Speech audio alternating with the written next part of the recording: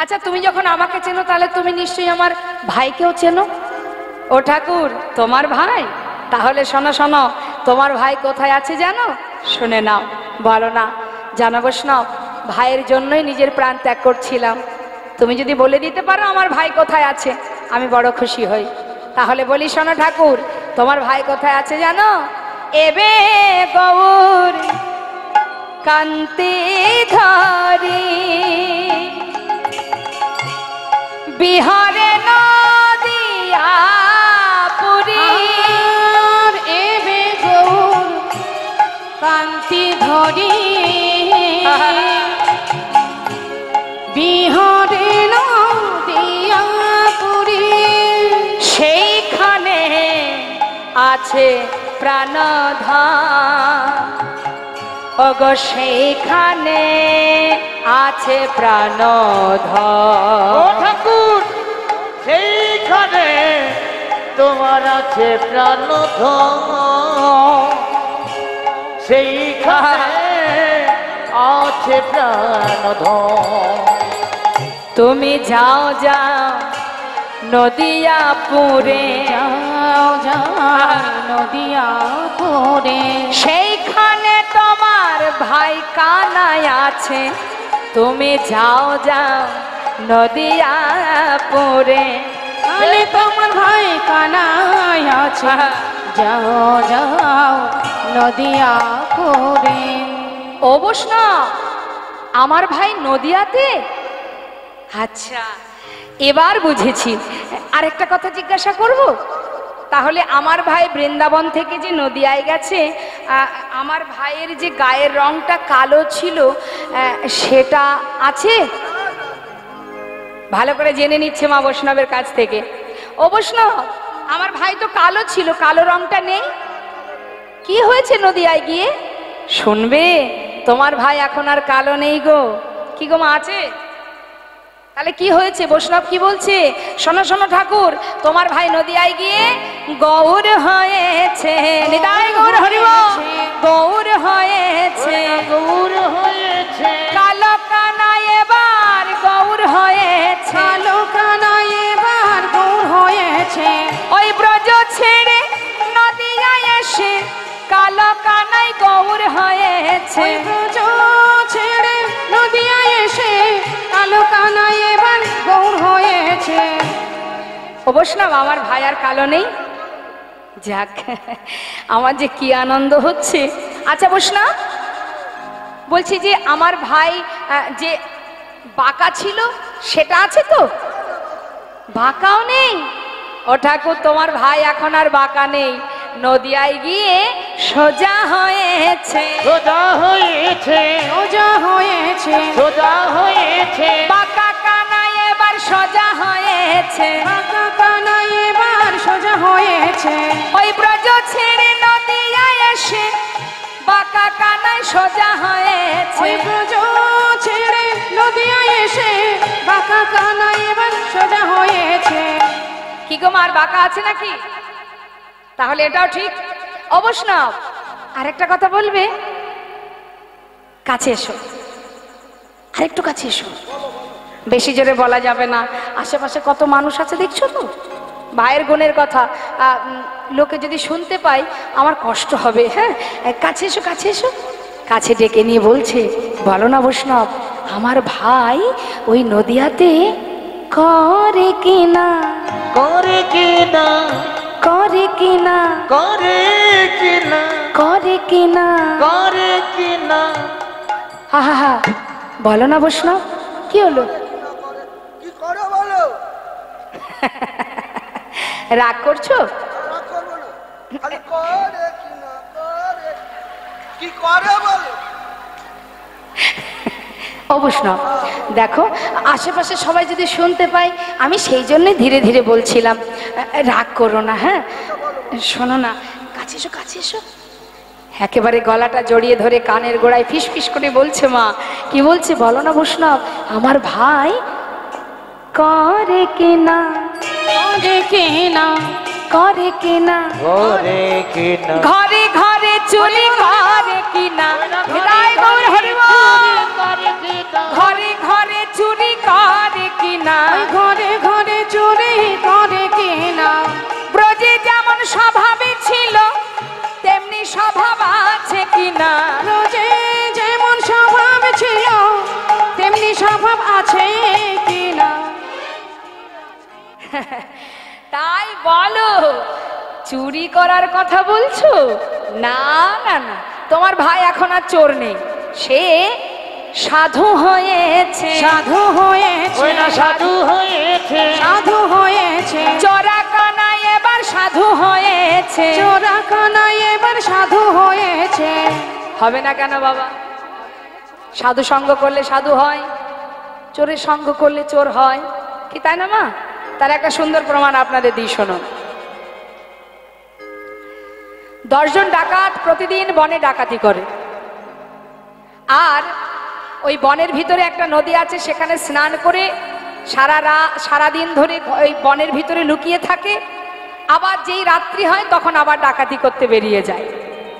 তা এই যে 10 জন ডাকাত প্রতিদিন ডাকাতি করে সারা রাত ধরে, আজও ডাকাতি করে ভোরবেলা যখন বনের ভিতরে ওই নদীতে স্নান করছে, ঠিক সেই সময় দেখছে পাশের ঘাটে আরো একজন স্নান করছে। এবার এই 10 জন ডাকাত বলা বলি করছে, হ্যাঁ রে এই ভাই, হ্যাঁ বল না। এদিকে আয়। আরে আমরা যেমন ডাকাতি করে সেখানে স্নান করছি না, ওই দেখ পাশের ঘাটে আর একজন স্নান করছে, দেখতে পাচ্ছিস? আচ্ছা, তাহলে ও বাড়ি থেকে ডাকাতি করে এসছে, তাই না? চল তো যাই দেখা করে আসি। কি করেছে মা? ওই 10 জন ডাকাত তারা দল বেঁধে ওই একজন ব্যক্তির কাছে গেছে, গিয়ে যেই না তাকে সামনে পেয়েছে বলছে, এই যে কি হলো? কি ব্যাপার, কার বাড়ি থেকে ডাকাতি করে এলে হে? বলছে, দেখো আমি তো ডাকাতি করিনি। আরে তুমি এখানে এসে স্নান করছো, কি ব্যাপার, কোথা থেকে ডাকাতি করে এলে? না না, আমি কোথাও ডাকাতি করিনি, আমি বৈষ্ণব স্নান করছি। বলছে, দেখো আমি তো ডাকাত নই, আমি এই ভোরবেলা এসেছি স্নান করতে, ঘরে গিয়ে ভগবানের সেবা দেব। হ্যাঁ রে, তাহলে ও তো জেনে গেল যে আমরা ডাকাত। কি করা যায়? ওকে তো আর ছাড়া যাবে না। এক কাজ কর, হয় ওকে এখানেই মেরে ফেল, আর না হলে ওকে আমাদের দলে নিয়ে নে। সবাই মিলে এবার ওকে ধরেছে। হ্যাঁ বলো, কি চাও তুমি?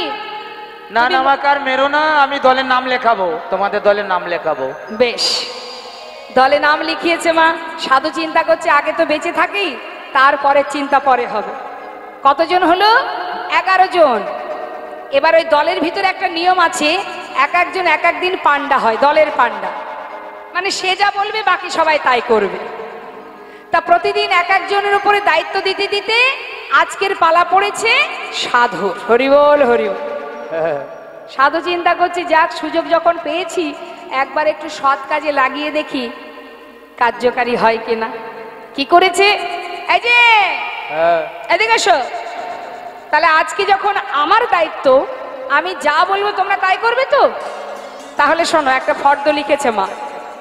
ফর্দ লিখেছে, তাতে সুন্দর করে লিখে দিয়েছে যে নামের মালা, জপের মালা, খুর, একটা ধুতি, গেঞ্জি ইত্যাদি ইত্যাদি, মানে সব কিছু লিখে দিয়েছে। লিখে দিয়ে এবার বাজার থেকে সেগুলো এনে সাধু কি করেছে, সকলের মস্তক মুন্ডন করে, দাদার সঙ্গে তিলক ধারণ করিয়ে, হাতে একটা করে জপের মালা পরিয়ে, শুদ্ধ বস্ত্র পরিয়ে সবাইকে দাঁড় করিয়েছে। নিতাই গৌর হরি। কিচ্ছু করার নেই, আজকে যা বলবে তাই করতে হবে, দলের পান্ডা বলে কথা। এখন পান্ডা বলছে, শোনো চলো এবার আমার সঙ্গে। কোথায় যাব? যেখানে তোমাদের সঙ্গে আমার প্রথম দেখা হয়েছিল, চলো। সেই নদীর ধারে নিয়ে গিয়ে সবাইকে এক সারিতে বসিয়ে এবার মনের আনন্দে বৈষ্ণব বলছে, সবাই আমার সঙ্গে হরিনাম করো। নিতাই গৌর হরিও। সবাই মিলে হরিনাম করো। যেই বলেছে হরিনাম করো, কিচ্ছু করার নেই, যা বলবে তাই করতে হবে। সবাই মিলে গাইছে, হরে কৃষ্ণ কৃষ্ণ কৃষ্ণ হরে হরে, হরে রাম গাইবে কিন্তু, হ্যাঁ গাও।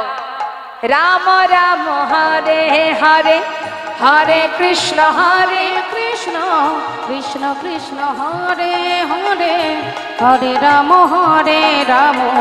রাম রাম হরে হরে হরে কৃষ্ণ কৃষ্ণ কৃষ্ণ হরে হরে হরে রাম রাম রাম হরে হরে হরে কৃষ্ণ কৃষ্ণ কৃষ্ণ হরে হরে হরে রাম রাম রাম হরে হরে হরে কৃষ্ণ কৃষ্ণ কৃষ্ণ হরে হরে হরে রাম রাম রাম হরে হরে কৃষ্ণ কৃষ্ণ হরে হরে হরে রাম রাম রাম হরে হরে হরে কৃষ্ণ কৃষ্ণ কৃষ্ণ নিতাই কৃষ্ণ গৌর হরি বল, হরি বল। হরে রাম রাম রাম হরে হরে হরে কৃষ্ণ কৃষ্ণ কৃষ্ণ হরে হরে হরে রাম রাম রাম হরে হরে সবাই মিলে যখন হরিনাম করছে মা, ভোর হতে হতে এমন সময় সেই এলাকার রাজকন্যা দাসীকে নিয়ে এসেছে নদীতে স্নান করতে। ভগবানের কি কৃপা, সেই রাজকন্যা স্নান করতে এসে দেখছে যে নদীর ধার বরাবর 11 জন সাধু বসে হরিনাম জপ করছেন। তাই গৌর হরি বল। তাই না দেখে সেই কন্যার মনে ভক্তি তৈরি হলো। সে কি করলো, স্নান করে উপরে উঠে সাধুদের প্রত্যেকের চরণে প্রণাম জানালেন। প্রণাম করে তাদেরকে নিমন্ত্রণ করে বসলেন। সাধু বাবা, আপনাদের দেখে আমার বড় আনন্দ হচ্ছে। আজ আমার ইচ্ছা আপনারা আমার গৃহে যাবেন, মধ্যাহ্নে আপনাদের সেবা দেব। নিতাই গৌর হরি। রাজার বাড়ির খাওয়া দাওয়া, যেই না মধ্যাহ্নে কন্যা ঘরে গিয়ে বললেন, বাবা নদীর ধারে 11 জন সাধুকে দেখে আমার বড় আনন্দ হয়েছে, আমার হৃদয়ে ভক্তি জেগেছে বাবা। আমি সেই বৈষ্ণবগণকে নিমন্ত্রণ করে এসেছি, তাদেরকে মধ্যাহ্নে সেবা দেব, বৈষ্ণব সেবা দেব। বাবা বললেন, অতি উত্তম কথা, বৈষ্ণব সেবা বলে কথা। আরে আমার তো অভাব নেই, যা খুশি তুমি আয়োজন করতে পারো মা। কন্যা বিলম্ব না করে এবার তড়িঘড়ি রন্ধন শুরু করে দিল। যথাসময়ে ওই 10 জন ডাকাত আর 1 জন সাধু বৈষ্ণবের বেশ পরিধান করে সবাই এসেছে। নিতাই গৌর হরি। আসা মাত্রই সবার চরণ ধৌত করলেন। হরি বল। এ কি অল্প ভাগ্যের কথা মা? হ্যাঁ, হরি বল। তোমার হাজার হাজার লাখ লাখ টাকা থাকলো, তোমার চরণ ধৌত জল পান করবে না কেউ। তখনই করবে যখন তুমি সাধু গুরু বৈষ্ণব হতে পারবে। নিতাই গৌর হরি। প্রকৃত ভক্ত হতে পারবে, ভগবানকে ভালোবাসবে যখন তোমার চরণ ধৌত জল ভক্তরা পান করবে। কি করলেন, সকলে চরণ ধৌত জল পান করলেন, সবাইকে আসন পেতে বসতে দিলেন সেবার আসনে। এবার একটা করে সোনার থালা আর সোনার গ্লাস যেই না সামনে দিয়েছে, বাবা হরি বল, স্বভাব যাবে কোথায়? চিন্তা করছে, হ্যাঁ রে, এই এত তো ডাকাতি করেছি, কিন্তু এত সুন্দর থালা গ্লাস তো কোনোদিন পাইনি। বলে, চুপ, আজকে কিন্তু আমরা সাধু, কথা বলিস না। সোনার থালা গ্লাস পেতে দিয়ে এবার রাজভোগ দিচ্ছে মা। জীবনে যা কখনো খায়নি, রাজভোগ সেবা করে, উদর পরিপূর্ণ করে সেবা করে থালা গ্লাসগুলো কি করেছে, সে তো আর রাজা নেবে না, সেগুলো যে যার মতো ঝোলার মধ্যে ভরে নিয়েছে। এবার কন্যা বললেন, বাবা বৈষ্ণব সেবা হলে দক্ষিণা দিতে হবে। বাবা বললেন, যাও, অনেক মূল্যবান রত্ন আছে, তোমার যা মনে চায়, যত মনে চায় সবাইকে দক্ষিণা স্বরূপ দান করে দাও। যেই না থালা ভরে সমস্ত রত্ন এনে সাধুদের কাছে দক্ষিণা স্বরূপ দান করছে মা, তখন বলা বলি করছে, হ্যাঁ রে বন্ধু, একদিন সাধু সঙ্গ করে যদি এত কিছু পাই, সারা জীবন সাধু সঙ্গ করলে আরো না জানি কত ধন পাওয়া যাবে। হরি বল। তাহলে সারা জীবন সাধু সঙ্গ করলে কি পাওয়া যাবে মা? সারা জীবন যদি সাধু সঙ্গ করা যায়, অবশেষে আমাদের মূল্যবান ধন, অনন্ত কোটি বিশ্ব ব্রহ্মাণ্ডের মালিক অনাদি আদি গোবিন্দের রাঙা পাদ পদ্ম লাভ করা যায়। আজ সাধুসঙ্গ সর্বশাস্ত্রে কয়, লবমাত্র সাধুসঙ্গে সর্বসিদ্ধি হয়। আমাদের গোবিন্দ, আহা, তিনি যে এসেছেন নদিয়াতে গৌর হয়ে, তিনি তো একা আসেননি। বলছে চোর এখন সাধু হয়ে গেছে, কেন জানো? সে তো আর একা আসেনি নদিয়া, এসেছে কি সঙ্গে? কে এসেছে? রাধারানী, রাইকানু, দুই দেহ এক হয়ে নদিয়ায় গৌর হয়েছে। তাই বলছে শোনো, আমাদের রায় সাধু সঙ্গ পেয়ে চোরা কানায় সাধু হয়েছে। আমাদের রায় সাধু সঙ্গ পেয়ে চোরা কানায় এবার সাধু হয়েছে। রায় সাধুর সঙ্গ পেয়ে চোরা কানায় এবার সাধু হয়েছে। ওই রায় সাধুর সঙ্গ পেয়ে ওরা চোরা কানাই সাধু হয়েছে, রায় সাধুর সঙ্গ পেয়ে চোরা কানাই সাধু হয়ে, চোরা কানাই এবার সাধু হয়েছে। নিত্যানন্দ প্রভু বলছে, ও বৈষ্ণব, তাহলে তো নদিয়াতে গেলেই ভাইকে পাবো, তাই না? ঠিক আছে, তাহলে আমি এবার আসি, কেমন? যার কাছ থেকে নিতাই চাঁদ সন্ধান নিলেন, ইনি হলেন শ্রীল মাধবেন্দ্র পুরী গোস্বামী, যিনি আমার নিত্যানন্দ প্রভুর দীক্ষা গুরু। আপনি আচরি ধর্ম জীবকে শেখায়, নিজে আচরণ করে আমাদেরকে শিক্ষা দিলেন, যদি গৌর কৃপা পেতে হয় আগে গুরুচরণ আশ্রয় করো। এবার নিতাই চাঁদ বৈষ্ণবের কাছ থেকে সন্ধান পেয়ে মনের আনন্দে এবার যাচ্ছে মা, নদিয়ায় যাচ্ছে। আর মহাজন লীলার পাশে দাঁড়িয়ে বলেন, দেখো দেখো, জগ জনতারণ কারণ ধাম, জগ জন কারণ কারণ ধাম, জগ জনতারণ কারণ ধাম, আনন্দ কান্দ শ্রী নিত্যানন্দ আর আনন্দ কন্দ শ্রী নিত্যানন্দ রাম। ওই না জগ জনতারণ কারণ ধাম, জগ জন কারণ কারণ ধাম।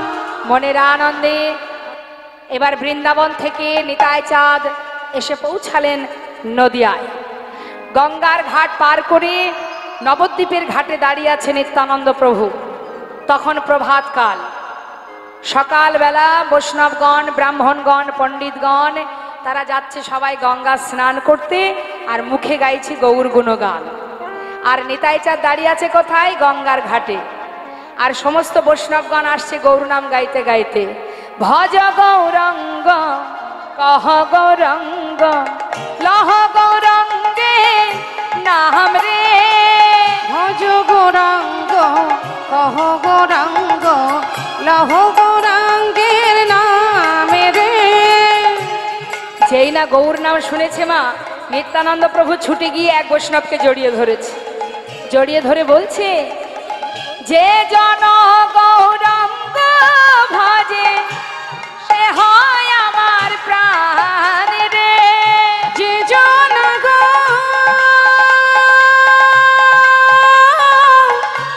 গৌরাঙ্গ ভজে, যে জন গৌরাঙ্গ ভজে সে হয় আমার প্রাণে রে। ভজ গৌরঙ্গ হরি বল হরি বল, জয় গৌর হরি বল। লহ গৌরাঙ্গে নামে রে, ভজ গৌরাঙ্গ কহ গৌরাঙ্গ লহ গৌরাঙ্গের নামে রে। ভজ গৌরাঙ্গ কহ গৌরাঙ্গ লহ গৌরাঙ্গে নামে রে। যাকে জড়িয়ে ধরেছে নিত্যানন্দ প্রভু জিজ্ঞাসা করছে, তুমি কে? করজোড়ে বলছে, ঠাকুর আমার নাম নন্দন আচার্য। কিন্তু তুমি কে? তোমাকে তো আগে কখনো দেখিনি, আমাকে এইভাবে জড়িয়ে ধরলে। নিত্যানন্দ প্রভু বলছে, তুমি আমাকে চিনবে না, আমি বৃন্দাবন থেকে আসছি। আচ্ছা নন্দন, তুমি কি এই নদিয়াতে থাকো? হ্যাঁ। তুমি বলতে পারো এখানে আমার ভাই কানাই কোথায় আছে? যেই না বলেছে মা নন্দন আচার্যের বোঝা সারা, যে ইনি আমার গৌরহরির দাদা, কিন্তু সত্যটা গোপন করে দিলেন। ও ঠাকুর, আমি তো জানি না, তুমি এক কাজ করো, তুমি নিজে দেখো তোমার ভাই কোথায় আছে। বেশ, তাহলে তোমার ঘরে আমার একটু থাকার জায়গা দেবে? নিজেরই থাকার জায়গা নেই, তোমাকে কোথায় জায়গা দেব? নন্দন, ঘরের কোণে একটু জায়গা দাও, বেশ দাঁড়াও, আমি স্নান করে আসি। স্নান করে এসে নন্দন আচার্য নিতাই চাঁদকে নিয়ে নিজের ঘরে গেলেন। ঘরে আসা মাত্রই প্রভু দেখছেন চারিদিকে তুলসী বন।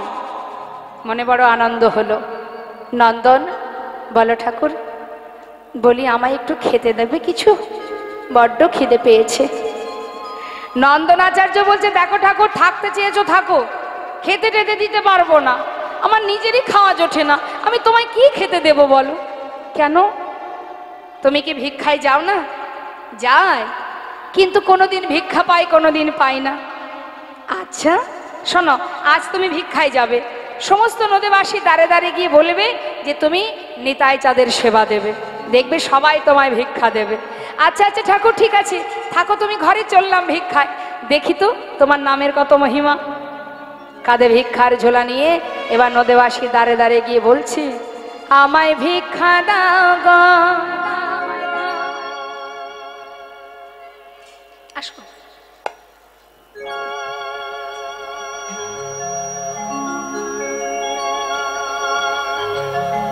শুনতে পাচ্ছি না, কাছে আসো।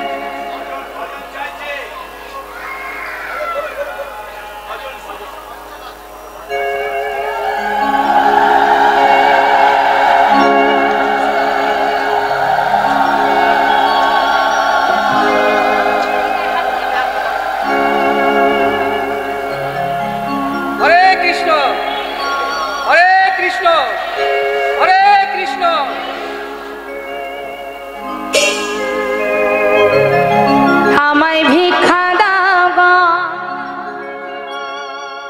নদীবাসী,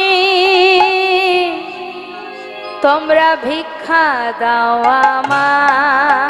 আমায় ভিক্ষা দাও গো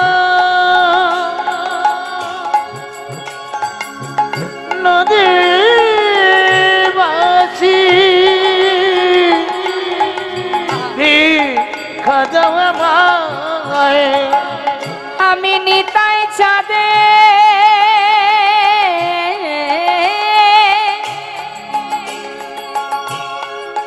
সেবা দেব, ভিক্ষা দাও আমায়। নিতাই চাঁদের সেবা দেব, ভিক্ষা দাও আমায়। ভিক্ষা দাও আমায়, তোমরা ভিক্ষা দাও গো নদীবাসী, ভিক্ষা দাও আমায়। সমস্ত নদীবাসী ঝোলা ভর্তি করে চাল ডাল ভরিয়ে দিল। ঘরে এসে রন্ধন করে নিত্যানন্দ প্রভুর সেবা দিয়ে নন্দনাচার্য বললেন, দয়াময়, তোমার কাছে আমার একটা নিবেদন, যতদিন তুমি তোমার ভাই কানাইকে না পাবে, কথা দাও আমার ঘর ছেড়ে যাবে না। কেন এই বাসনা মা? তার মনের ইচ্ছা নিতাই গৌরীর প্রথম মিলন সেটা যেন আমার কুঠিরে হয়। হরি বল, হরি বল।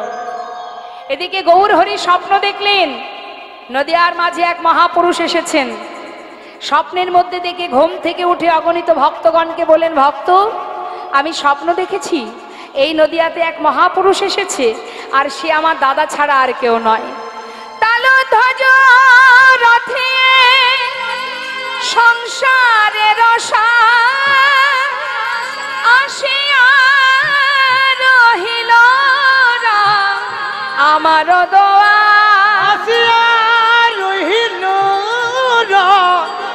আমার দোয়া, আসিয়া আমার সনে হাসি কথা কয়, বলে তোমাতে আমাতে কার হবে পরিচয়, তোমাতে আমাতে কার হবে পরিচয়।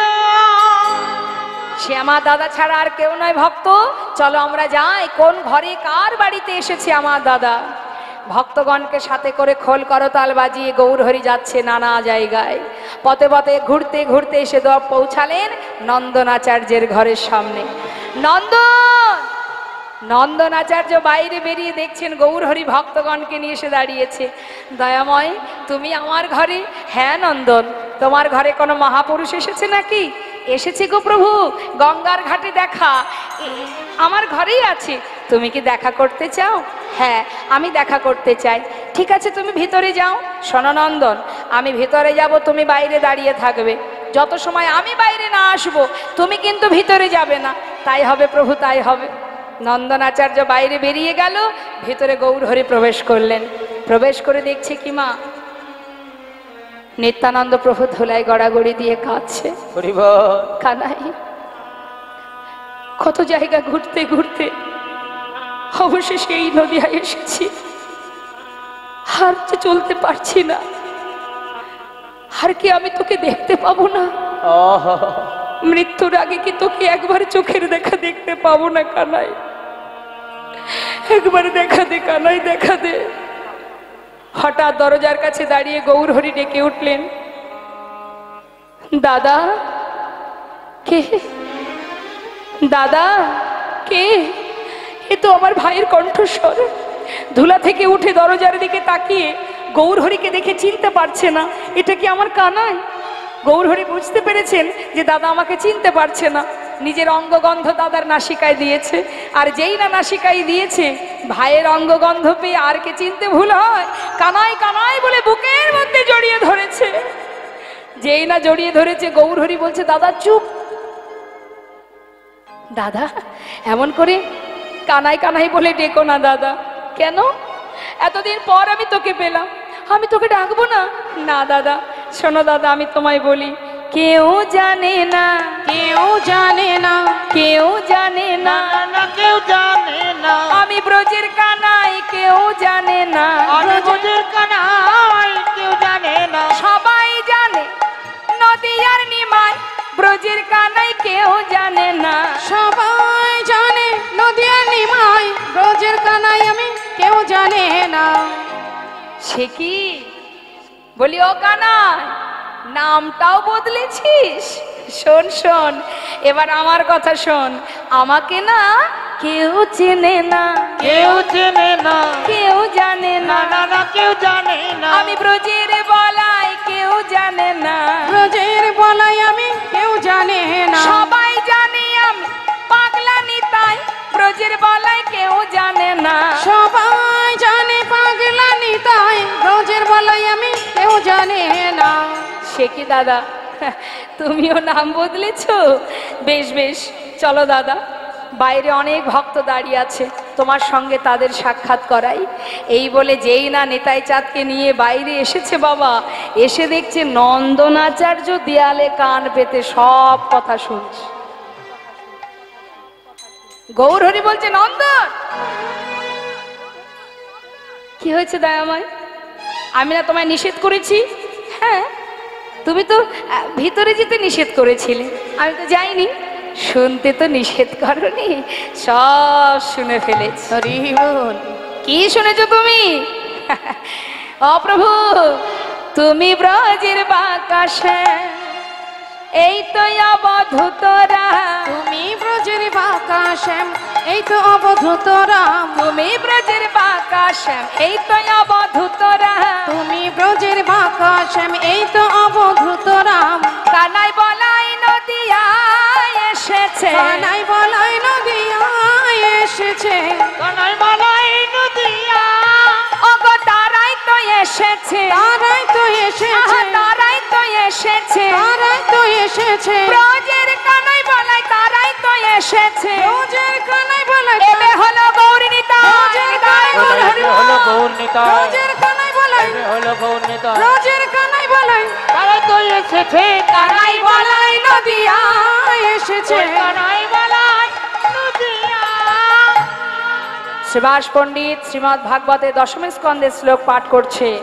বরহা পীড়া নটবর বপু করনায় করনে করং বিভ্রদবশ্ব কনক কপিশং বৈজন্তিং চমলং রন্ধ্রান বিনর্ধার শোধায় পুরায়ণ গোপবিন্দ বৃন্দারণ্যং শপদরমণং প্রবেশাদ গীত কীর্তে। দুই ভাই একে অপরকে জড়িয়ে ধরলেন। এদিকে মা সচিমা জানতে পারলেন তার বড় ছেলে বিশ্বরূপ ফিরে এসেছে। পাগলিনীর ন্যায় ছুটতে ছুটতে নন্দন আচার্যের ঘরের কাছে এসে দাঁড়িয়ে বিশ্বরূপ বিশ্বরূপ বলে চিৎকার করে ডাকছে। এমন সময় গৌরহরি বলে উঠলেন, মা গো, তোমার ছেলের নাম আর বিশ্বরূপ নেই, তার নাম হয়েছে নিত্যানন্দ। মা বললেন, বিশ্বরূপই হোক আর নিত্যানন্দই হোক, সন্তান ফিরে এসেছে এটাই বড় কথা। আয় বাবা, আমার কোলে আয়। মাকে কাঁদিয়ে কোনো সন্তান এমন করে চলে যায়, বল কথা দিয়ে আর আমায় ছেড়ে কোথাও যাবি না। কথা দিলাম মা। দুই সন্তানকে কোলে বসালেন। নন্দন আচার্যের গৃহে মায়ের কোলে দুই ভাইয়ের মধুর মিলন। হরিবল হরিবল। সচি মায়ের কোলে গৌর নিতাই সেজেছে ভালো। সচি মায়ের কোলে গৌর নিতাই সেজেছে ভালো। এবার ভক্তগণে বদন ভরে হরি হরি বলো। এবার ভক্ত গণে বদন ভরে হরি হরি বলো। সতী মায়ের কোলে বসলো ছেলে গৌরনিতা। জয়নিতাই জয় গৌর। আমাদের লীলাকে এবার আমরা বিশ্রাম রেখে ভক্ত অনুরোধে আমরা দুটো ভজন আস্বাদন করব, তারপরে আপনারা পরবর্তী লীলা আস্বাদন করবেন। নিতাই গৌর হরি বল।